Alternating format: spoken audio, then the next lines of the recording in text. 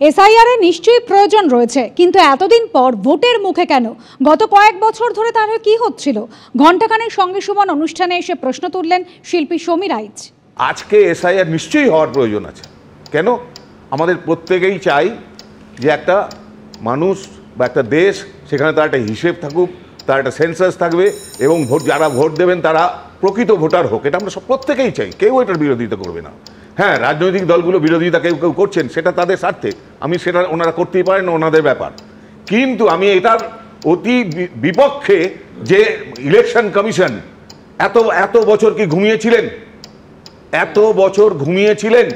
Central গভর্নমেন্টের যে টাকাটা, ইলেকশন কমিশনের যে লক্ষ লক্ষ কোটি টাকা তাদের জন্য যে খরচ হয়, সেটা তো গরিব মানুষের টাকা, আমাদের সমস্ত ভারতীয় নাগরিকদের টাকা।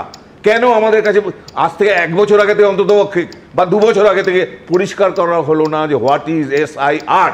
প্রচুর মানুষ আছে, আমার বাবা মারা গেছেন, মা মারা গেছেন, যখন দলীয় জায়গায় বা ইলেকশন কমিশনের লোকদের বলা হয়েছে যে এনারা মৃত, তুমি ভাবতে পারো যে কোনো একটি রাজনৈতিক দল যে যখন ক্ষমতায় থাকে সেই যাতে ওইগুলো ফলস ভোট দিতে পারে, ওই নামগুলো কাটা হয় না। এটা একটা ট্রেন্ড চলেছে। এই যে লক্ষ লক্ষ লোক বলছে, কেউ বলছে কোটি, কেউ বলছে 2 কোটি, তার কারণ পেছনে কিন্তু অনেকগুলো এই ধরনের কারণ রয়েছে।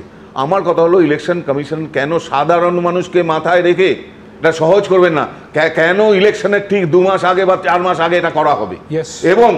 এবং দ্বিতীয় কথা, সত্যি সত্যি বিএলওদের উপরে যদি আক্রমণ হয়, তাদের সিকিউরিটি কি আছে?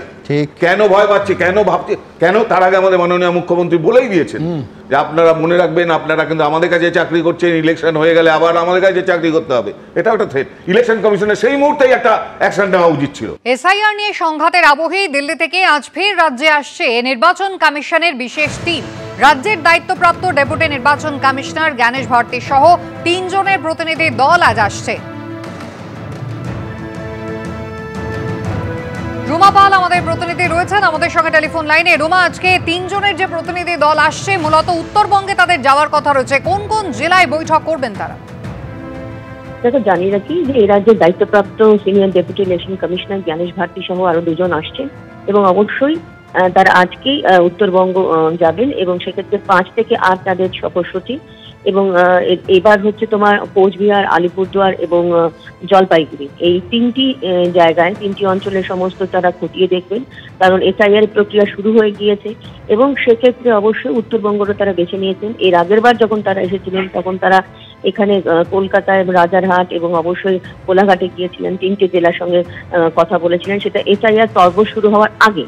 এবার এসআইআর পর্ব শুরু হওয়ার পর তারা উত্তরবঙ্গ যাচ্ছেন এবং সেক্ষেত্রে অবশ্যই জানিয়ে রাখি যে মুখ্য নির্বাচনী আধিকারিক মনোজ কুমার অগ্রওয়ালও যাবেন এবং কালকে যেহেতু আলিপুরদুয়ারে সকাল 10টার সময় ডিএম অফিসে বৈঠক রয়েছে এবং তারপর আবার তোমার কোচবিহারেও রয়েছে সেকেন্ড ফেজে, সেক্ষেত্রে পুরো বিষয়টা খতিয়ে দেখা হবে। কারণ এসআইআর পর্ব শুরু হওয়ার পর, যেমন কালকে 4 তারিখ, কালকে বিকেল 5টা পর্যন্ত যদি বলে রাখি যে যেটা কমিশন সূত্রে খবর ছিল যে 18 লাখ ফর্ম জমা দেওয়া হয়েছে, এমিনেশন ফর্ম দেওয়া হয়েছে।